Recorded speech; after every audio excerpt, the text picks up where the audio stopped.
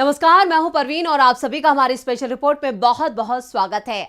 लोकसभा चुनाव 2024 में मोदी सरकार जीत की हैट्रिक लगाने के लिए कोई कोर कसर नहीं छोड़ना चाहती। बीजेपी सीट बंटवारे से लेकर उम्मीदवार उतारने और चुनाव के दृष्टिगत किए जाने वाले कार्यक्रमों को लेकर भी फूंक फूंक कर कदम रख रही है। इसी के जरिए बीजेपी ने 2024 लोकसभा चुनाव में 2014 और 2019 से बड़ी जीत दर्ज करने के लिए एक खास रणनीति तैयार की है और ये रणनीति बता रही है कि यहां पर बीजेपी और मोदी सरकार इस वक्त इंडिया गठबंधन की एकजुटता से डरी हुई है। बीजेपी इस चुनाव में अपने पारंपरिक वोटर के साथ ही विपक्षी दलों के वोट बैंक में सेंधमारी करने का प्लान बना चुकी है। बीजेपी ने मुस्लिम वोटरों को साधने के लिए बड़े स्तर पर एक खाका तैयार किया है और खासतौर पर इसके लिए बीजेपी ने यहां पर यूपी को टारगेट किया है। जी हां, बीजेपी के टारगेट में सबसे ऊपर यूपी है क्योंकि यूपी की 80 लोकसभा सीटें जो हैं उस पर यहां पर विपक्ष की तरफ से भी एक खास रणनीति तैयार की गई है। बीजेपी यूपी की 80 लोकसभा सीटें जीतने के लिए यहां पर शुक्रिया मोदी भाईजान सम्मेलन करने जा रही है और यह सम्मेलन जो है अब वो सुर्खियों में आ गया है और सुर्खियों में आना भी लाजमी है क्योंकि मुसलमानों को लेकर बीजेपी की जो रणनीति अब तक रही है वो किसी से छिपी नहीं है। जिस तरह के बयान यहां पर बीजेपी नेताओं की तरफ से आते गए हैं वो भी हम सभी ने देखे हैं, चाहे वो 2014 हो या 2019 का लोकसभा चुनाव हो, जब यहां पर अल्पसंख्यकों को लेकर जो बीजेपी ब्रिगेड है और उसके जो नेता हैं जिस तरह की बयानबाजी करते हैं उन्होंने खूब सुर्खियां बटोरी हैं और एक तरह से समाज में बंटवारा या के एक विभाजन की बड़ी लाइन खींची है और एक तरह से जहर उगलते हुए बीजेपी के नेता दिखाई दिए हैं। लेकिन अब मुसलमान वोटरों को लेकर यहां पर बीजेपी की जो रणनीति बनाई जा रही है वो सवालों में आ गई है। आपको बता दें कि शुक्रिया मोदी भाईजान सम्मेलन करने के लिए यहां पर यूपी का जो खासतौर से उत्तर प्रदेश है उसको टारगेट किया गया है, उसे यहां पर लक्ष्य में रखा गया है और यहां पर शुक्रिया मोदी भाईजान सम्मेलन की जो टैगलाइन है वो ये रखी गई है, ना दूरी है ना खाई है, मोदी हमारा भाई है। जी हाँ, ये टैगलाइन इसकी रखी गई है मोदी भाईजान सम्मेलन की। तो यहां पर ना दूरी ना खाई, लेकिन दूरी और खाई जो है वो 2014 से मोदी सरकार ने बढ़ाई है, वो भी हिंदू और मुस्लिम समाज के बीच। इससे इनकार नहीं किया जा सकता, इसके कई उदाहरण हैं और अब यही सवाल खड़े हो रहे हैं और सवाल बीजेपी और मोदी दोनों को लेकर खड़े हो रहे हैं। इसको लेकर कांग्रेस के वरिष्ठ नेता और मध्य प्रदेश के पूर्व सीएम दिग्विजय सिंह ने एक पोस्ट एक्स पर साझा की है जहां पर उन्होंने लिखा है, अब बीजेपी और पीएमओ इंडिया जय श्री राम से शुक्रिया मोदी भाईजान कह रही है। जी हां, हम आपको एक बार फिर बताते हैं, अब बीजेपी और पीएमओ इंडिया जय श्री राम से शुक्रिया मोदी भाईजान कह रही है। क्या वाकई में भाजपा बदल रही है?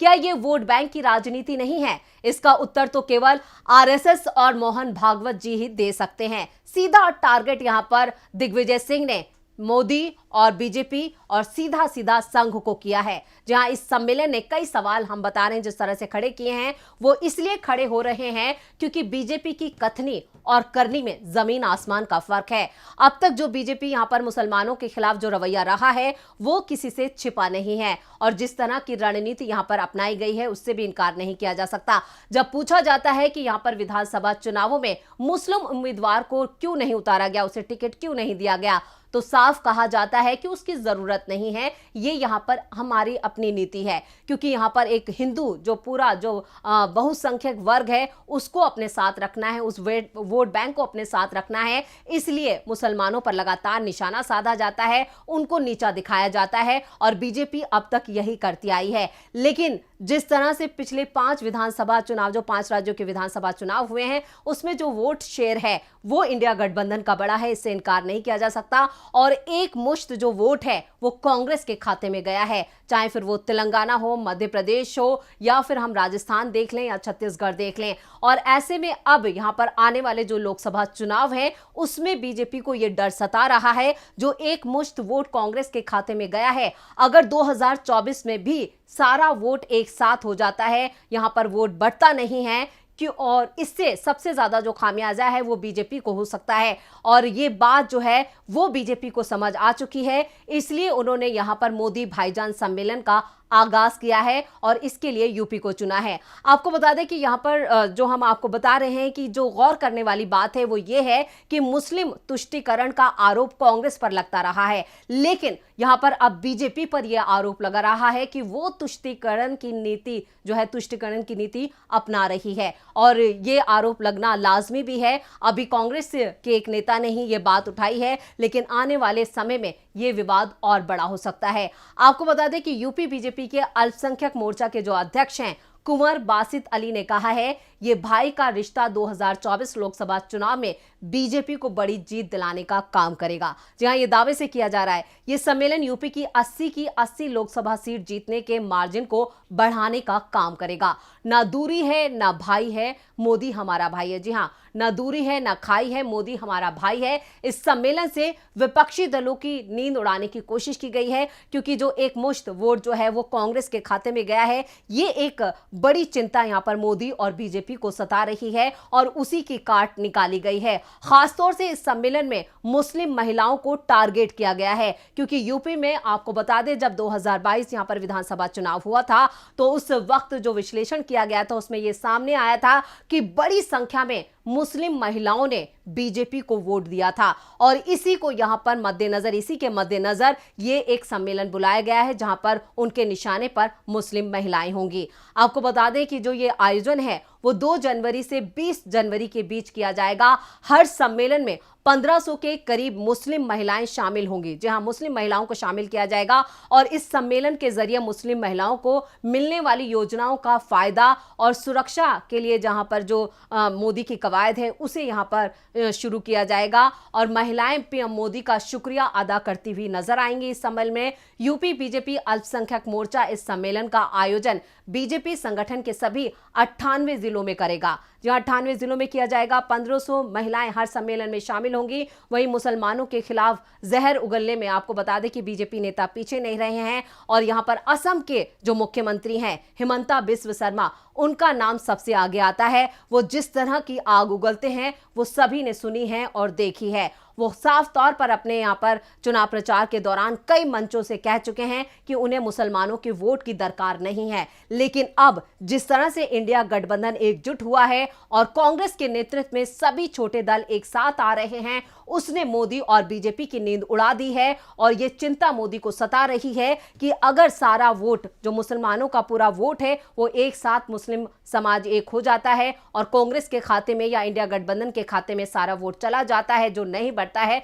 जो अभी तक बीजेपी करती आई है, मुसलमानों का वोट बांटा गया है, चाहे वो ओवैसी के जरिए हो या फिर किसी और मुस्लिम पार्टी के या मुस्लिम नेताओं के द्वारा, अब वो नहीं बढ़ता हुआ नजर आ रहा है। उसको लेकर ही अब यहां पर मोदी भाईजान सम्मेलन शुरू किया जा रहा है, जो अपने आप में काफी हैरान और चौंकाने वाला है कि यहां पर क्या रणनीति अपनाई जा रही है, क्योंकि मोदी हर हाल में 2024 का चुनाव जीतना चाहते हैं और इसके लिए साम दाम दंड भेद सभी अपनाए जा रहे हैं। हर पैतरा यहां पर बीजेपी की तरफ से अपनाया जा रहा है और अब टारगेट पर मुस्लिम वोट बैंक है और इस मुस्लिम वोट बैंक में यहां पर सेंध लगाने की कोशिश की जा रही है, इसको बांटने की कोशिश की जा रही है। अगर एक मुश्त वोट जहां पर अगर किसी इंडिया गठबंधन के खाते में जाता है तो इसका बड़ा नुकसान 2024 में बीजेपी को हो सकता है और यह बात जो है वो बीजेपी के समझ में आ चुकी है।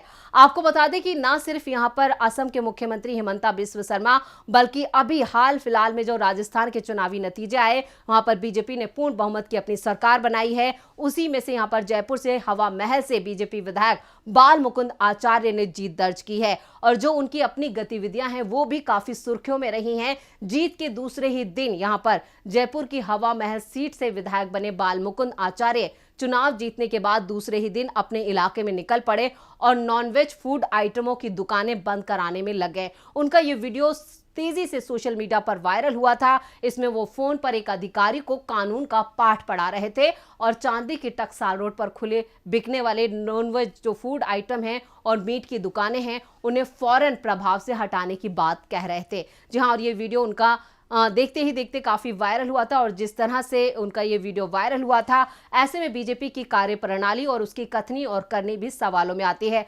अक्सर देखा गया है कि यहाँ पर जो और बाकी के विकास के कार्य हैं उस तरफ बीजेपी नेताओं का ध्यान नहीं जाता, लेकिन जो मुस्लिम समाज, जो उनका छोटा मोटा बिजनेस है, उस पर टारगेट किया जाता है, उन्हें आर्थिक तौर पर नुकसान पहुंचाया जाता है और ये सब किया जाता है बीजेपी नेताओं की तरफ से। न सिर्फ यहां पर राजस्थान बल्कि मध्य प्रदेश में भी मोहन यादव ने जैसे ही सीएम पद की कमान संभाली, वैसे ही उन्होंने भी खुले में अंडे, मांस, मछली बिकने जो कारोबारी थे उस पर उन्होंने सीधा निशाना साधा। उन्होंने अपनी पहली ही प्रेस ब्रीफिंग में ये कहा कि अब सीधे सीधे यहाँ पर जो नॉनवेज की दुकानें हैं वो खुले में नहीं चलेंगी, उन्हें बंद किया जाएगा। यानी यहाँ पर विकास के और भी कई काम हैं, अस्पताल, स्कूल, यहाँ पर सड़कों का निर्माण, उस पर ध्यान नहीं जाता। लेकिन जो छोटे कारोबारी अपना बिजनेस चला रहे हैं, जो अपना कारोबार कर रहे हैं उन पर सीधा निशाना बीजेपी का होता है। और अब यहाँ पर जिस तरह से हमने आपको बताया कि बीजेपी ने एक जो नया सम्मेलन शुरू किया है उसको लेकर मोदी भी सवालों में है।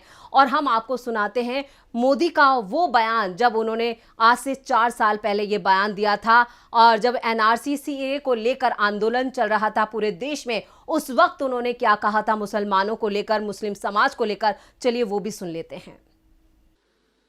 भाइयों बहनों, ये जो आग लगा रहे हैं, टीवी पे उनके जो दृश्य आ रहे हैं, ये आग लगाने वाले कौन है वो उनके कपड़ों से ही पता चल जाता है।